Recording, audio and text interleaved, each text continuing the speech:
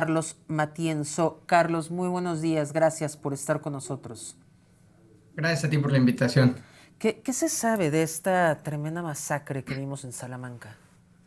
Bueno, desafortunadamente en un lugar como Salamanca, en Guanajuato, todas las hipótesis son posibles, ¿no? Desde un ataque que era dirigido a alguno de los miembros de las personas que estaban conviviendo en ese partido de fútbol. También es posible, perdón, que sea un caso de extorsión ahí mismo en Salamanca, en otra liga, en otra cancha, más en la ciudad.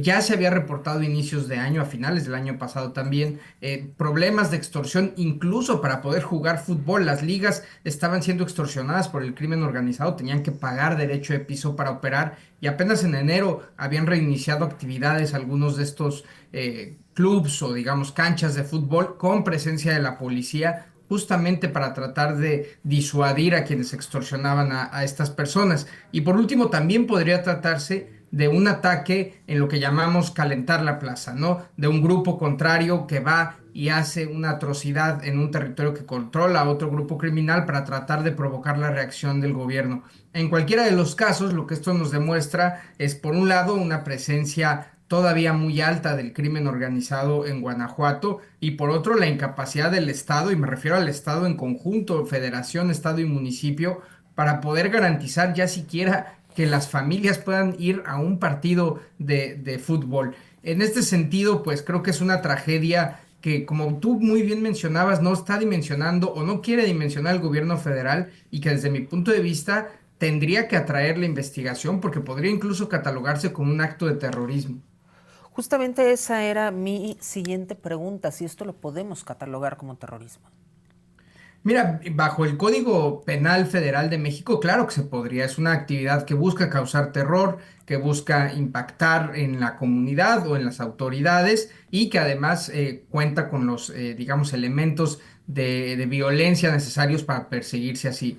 Pero si recordamos, por ejemplo, el caso del coche bomba en Michoacán, que era todavía más evidente, fue contra una instalación gubernamental, se utilizó un explosivo y sin embargo tampoco en esa ocasión la nueva fiscal Ernestina Godoy quiso perseguir por terrorismo. ¿Por qué no lo hacen? Yo creo que por dos razones. Una, porque implica más trabajo para la fiscalía demostrar que realmente fue terrorismo, entonces se van por lo fácil. Por otro lado, pues no quieren asumir la responsabilidad ni tampoco, digamos, avalar la imagen que ya tiene México en el mundo como un estado fallido o como un estado donde hay terroristas, como lo ven los Estados Unidos, por ejemplo. En cualquier caso, es una atrocidad, o sea, es un ataque contra la sociedad civil, es un ataque aparentemente indiscriminado contra personas que no necesariamente están involucradas en el crimen organizado. Digamos que si estuviéramos en un conflicto armado, en un conflicto interno, podría considerarse incluso un crimen de lesa humanidad, ¿no? Entonces, sí creo que amerita dedicarle más de 30 segundos de la mañanera. Y por otro lado, también decir que los buenos resultados siempre se los acapara el gobierno federal. Cuando se logran hacer cosas en los estados es gracias a ellos, pero cuando sucede una atrocidad le echan la bolita a los estados, encárgate tú, es el problema del gobierno estatal, es el problema del gobierno municipal y sacan ellos las manos. Pues eso no es corresponsabilidad, eso no es coordinación, es más bien conveniencia. Hablando de este tema justamente de Salamanca, hablemos un poco de las pugnas entre el cártel de Santa Rosa de Lima y el cártel Jalisco Nueva Generación. Sí, bueno, recordemos que uno de los problemas centrales de Guanajuato que atrae al crimen organizado es que por ahí pasan ductos importantes de Pemex, además hay instalaciones estratégicas como refinerías, depósitos, es digamos un hub importante en materia de combustible y de petróleo y en ese sentido esa ha sido una de las actividades que ha traído al crimen organizado, primero con este grupo que se llamaba el cártel de Santa Rosa de Lima, que se dedicaba justamente al robo de combustible, y luego el ingreso del cártel Jalisco Nueva Generación para disputar ese negocio. Pero no solo es eso, Guanajuato es también el estado con la mayor tasa de extorsiones en México, un delito que ha venido aumentando los últimos años de forma sostenida, es decir, una vez que se instala el crimen organizado, pues empieza a expandir sus negocios y como ya lo comentábamos, incluso hasta en actividades recreativas como una liga de fútbol van y cobran el derecho de piso. Y por otro lado, también Guanajuato, hay que decirlo, tiene un problema como buena parte del país de narcomenudeo muy importante que también es un generador de violencia.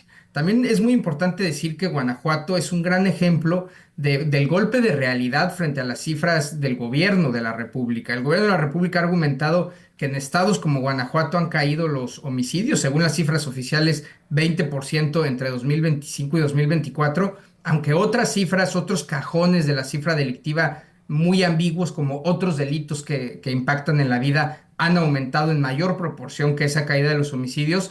Pues este tipo de actos nos demuestran que no son creíbles esas cifras, que manipular las cifras realmente es ir contra la realidad. Y así como en Michoacán hubo un balde de agua fría después del asesinato de Carlos Manso, creo que esta masacre es otro balde de agua fría para Guanajuato, y por eso la gente y los datos de percepción de seguridad del INEGI muestran que la gente está enojada, la gente no cree que está mejorando la seguridad pese a la narrativa del gobierno federal.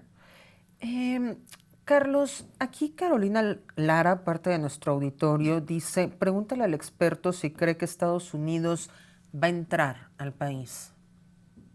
Mira, yo creo que no necesariamente, que todavía no estamos en ese escenario. El solo hecho de que sea una probabilidad creo que es bastante preocupante y vergonzoso para México, ¿no? Del nivel de desorden que estamos proyectando hacia el mundo. Pero sin duda este tipo de imágenes no ayudan al caso mexicano, porque ayer no fue una noticia solo en México, estuvo en la BBC, en la transmisión internacional, estuvo en CNN, estuvo en Fox News, estuvo en básicamente todos los medios del mundo, y hoy desgraciadamente México es una noticia central constante en los medios estadounidenses, y esto empuja a las voces más antimexicanas de la política estadounidense a la solicitud o la exigencia a su propio gobierno de que intervenga en nuestro país. La narrativa que ha querido plantear el gobierno mexicano de que tiene el control de nuestra propia seguridad y no necesita el apoyo de Estados Unidos, pues digamos que se ve contrapuesta por este tipo de eventos que a los ojos del mundo, tal vez en México ya nos acostumbramos, pero para los ojos del mundo son realmente atrocidades. En ese sentido, creo que si cree el gobierno mexicano que va a impedir esta intervención por la vía narrativa, por la vía del discurso, pues está muy equivocado, porque la realidad es esta, y además tenemos el mundial encima. Los ojos del mundo van a estar muy puestos en nuestro país ya a partir de ahora, en las semanas y meses que vengan. Entonces, justamente este tipo de actos son los que se deben evitar, y claramente pues el gobierno federal y en coordinación con las autoridades locales no están logrando evitarlos. Carlos, justamente, ¿cómo ves el tema de la cooperación con Estados Unidos? Estas entregas, las entregas que se han dado, los operativos, la disminución de homicidios, pero también el intervencionismo de la Casa Blanca.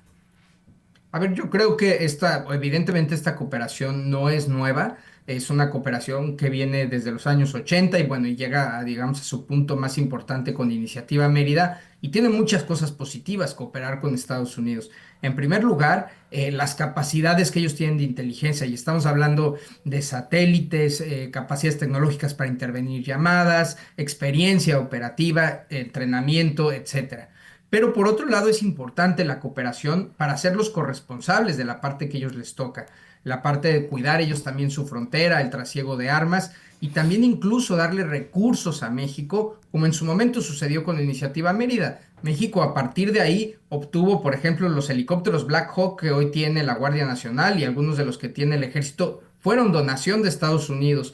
Los juzgados orales en muchos de los estados de quienes nos observan en este momento, esos los construyeron con dinero del Departamento de Estado. El problema ahorita es que la relación bilateral ya no tiene un instrumento como Iniciativa Mérida, no hay un acuerdo, no hay un mecanismo institucional porque López Obrador decidió acabar con él, y entonces estamos en el día a día, y el día a día, pues el pez grande se come al chico, nos están chantajeando todos los días porque México no sabe poner sobre la mesa un acuerdo que implique no solo los mecanismos de cooperación y lo que obtiene una parte de la otra, sino también los límites de hasta aquí coopero y hasta aquí ya no. Entonces estamos en un chantaje constante donde vivimos de la coyuntura, y la coyuntura no va a favorecer a México. Lo que tendría que suceder es que México, en lugar de estar subordinado, expulsando capos, violando nuestra propia ley, debería plantearle, ponerle sobre la mesa al gobierno de Estados Unidos un plan similar al Tratado de Libre Comercio, un tratado de seguridad bilateral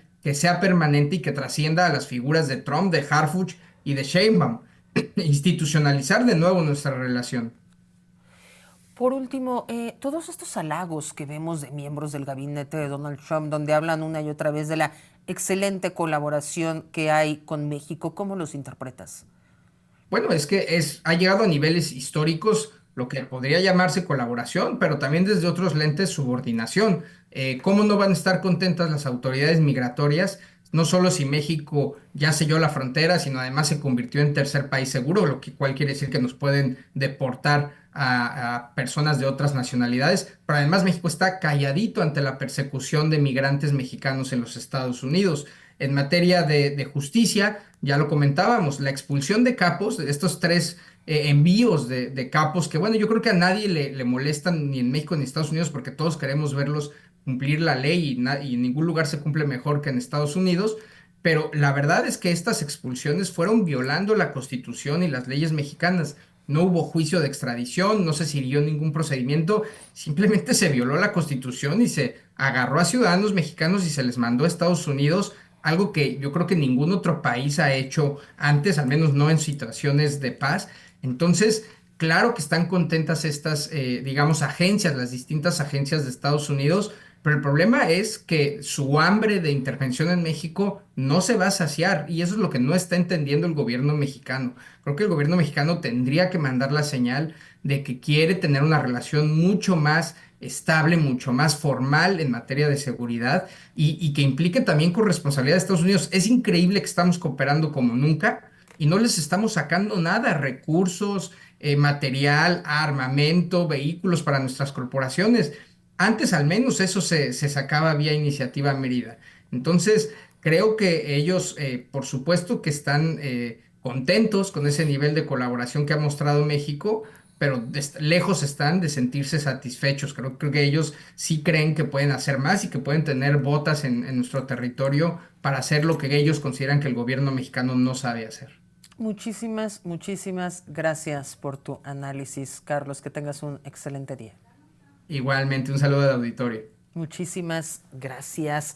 Y bueno, vamos a Sinaloa porque la creadora de contenido conocida como La Nicolette fue hallada con vida. Hay muchas preguntas sobre el caso, pues hasta ahora no hay más detalles sobre quién fue el operador de este secuestro. Lo único que se sabe es que fue gracias a un video en el que la joven dio a conocer pues presuntos vínculos criminales con la facción de los Mayos. Esta es una investigación, por supuesto, de Dani Ibáñez.